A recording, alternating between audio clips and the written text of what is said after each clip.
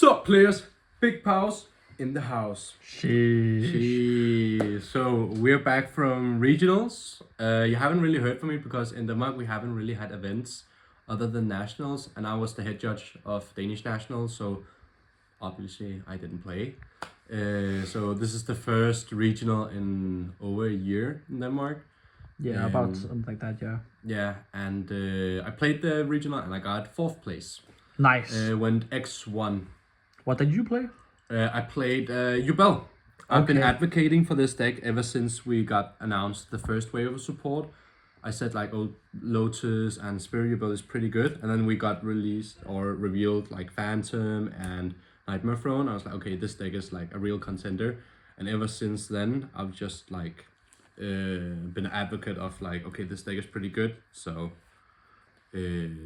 I want to try it out, and then I fell in love with the deck and really love how it plays. I know it's kind of toxic with Phantom not being once per turn, or not summoning. The summoning effect isn't once per turn, but it's really fun to play, and yeah, it's I've enjoyed it a lot. All right, well, let's get into it. Yes. Yeah, deck box here and playmat, everything. Yes, sir. All right. So for the main engine, we play one of the 11, one OG Yubel, and I don't know where the second one is, but we play 2 Spirit Yubel. I know you can play the deck with 1 Spirit Yubel, but I don't like how your Phantom Yubel gets worse. Yeah. So this is like, yeah, this like the proxy for the second one. Yeah. But I know some people are trying to play one. I don't like it. It makes it so you don't have Yubel on the board when you Phantom Yubel. If you make Varudras, I tend to make Varudras a lot because I like the Omnigate, and it's just some kind of security as well, where if it gets removed from the field, or rather destroyed, then you get something in return as well. So I really like playing 2. I don't think I would cut down to playing just 1. I really like this ratio. And I think you need to play the 11 one. Yeah. Helps OTK and all that. One of the reasons I like Yubel as well is I feel like it's pretty hard to kill your opponent. For example, if it's a Snake Eye player, normally, like for example Centurion or like some normal deck except for Tenpai, and in Yubel you don't have to remove their board and then kill them. You can just hope they have a big monster and then poke into Yeah, then attack with Nightmare Pain, yeah. That's how you win. That's one of the things I really like about this as well. Like Snake Eye has the Silantis OTK, but this deck is just like, okay, you have a big monster, I'll just crash. Yeah, just a Nightmare Pain gimmick or whatever you want to call it. Yeah, exactly. So of course, 3 Lotus. I decided to play 2 Gravescrubber. I've been thinking about cutting 1 down and then just playing more non-engine, but for now I liked having extra ways to play, because most of the times that you lose is because you only have 1 line of play and it gets stopped, and it's like, okay, yeah, then you just pass, because this is a good extender, and yeah, it helps play around cards like effect negations on Spirit as well. So this was pretty nice. I dodged like a Veiler today on a Spirit, so that was pretty nice. Nice. And then for the beckoning engine, just 3. I still like 3. Just more ways to play.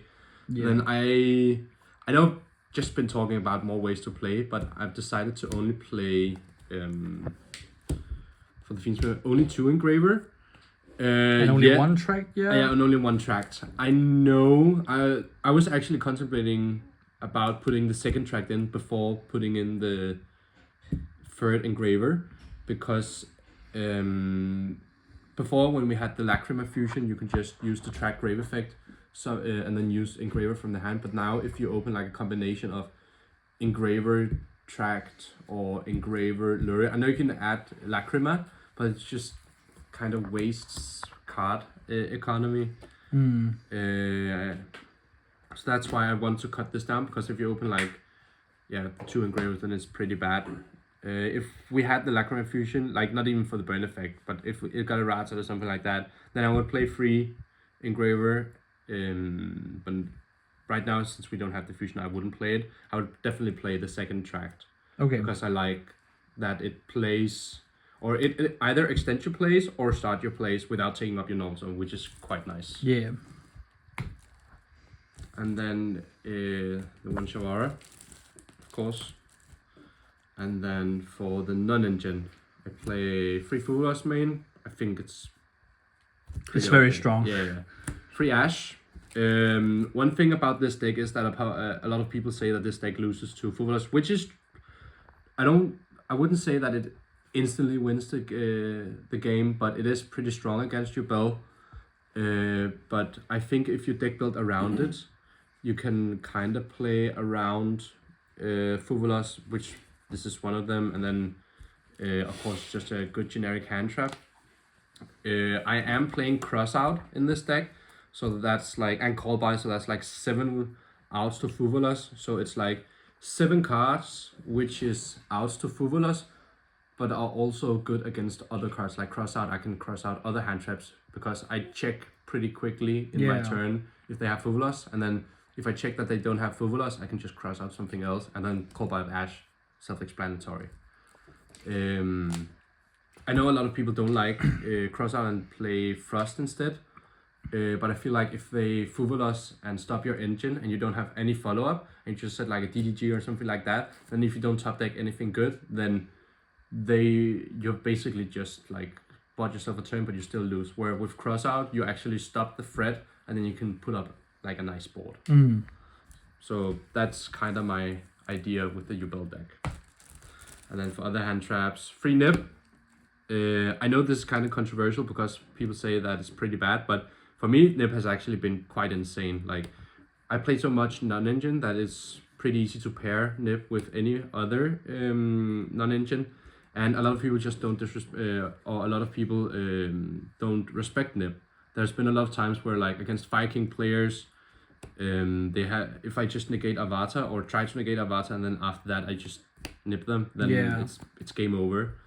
One of the ways that this deck wins as well is like with nip, at least makes it pretty easy that you just hand trap them 1 or 2 times and then nip, so they don't get anything back in the next standby phase like Ponyx or something like that, and then like nip being a body on the field is pretty nice as well. So for example, if you normal Beckoning Beast and they stop it, you can just go Fiendsmith Engine, and the token or you giving a token to your opponent is actually relevant because you can just Nightmare Pain shenanigans. Exactly.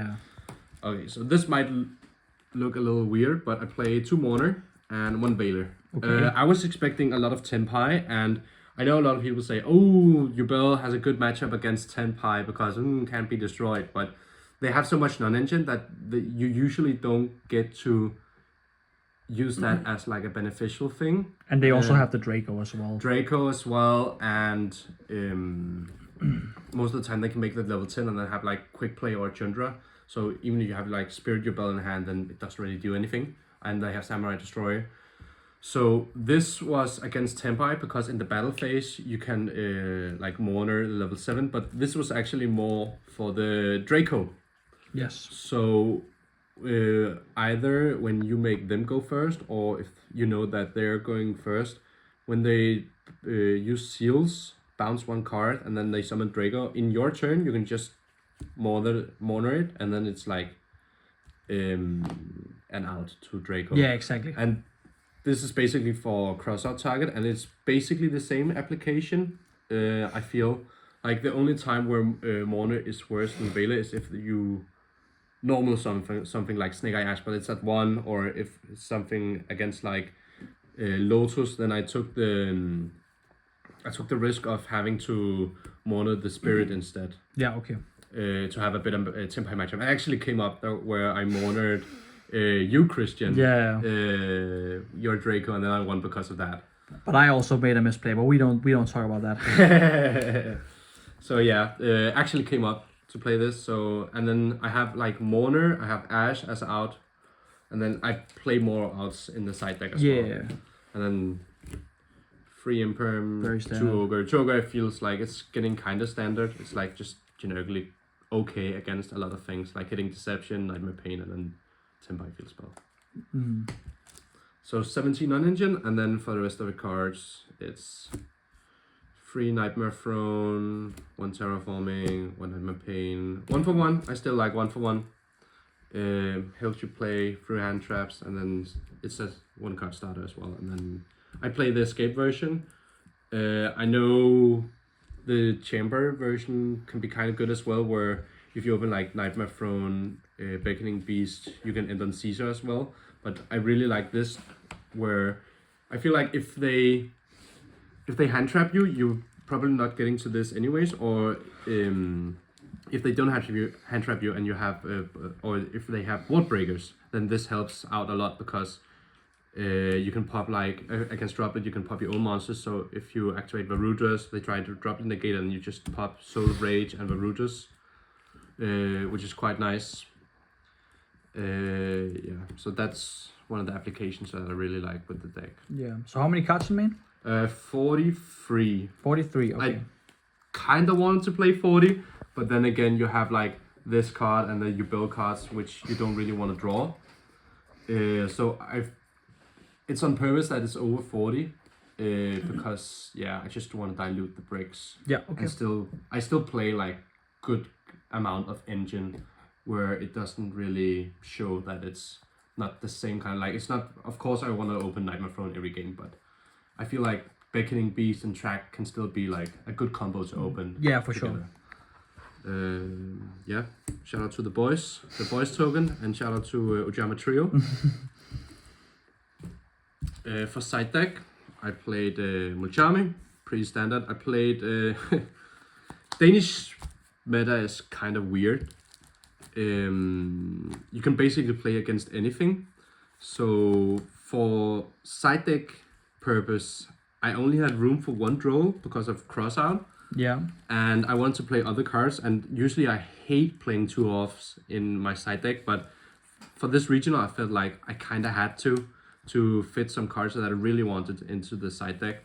And then draw was one of the concessions I made, because I thought that of course it's good against Fire King, but And the Mermail deck also. And the Mermail deck as well, but I felt like I had a lot of cards for those matchups as well anyways. So I just wanted 1 for the crossout target, and then if I drew it, I drew it. Yeah. Yeah.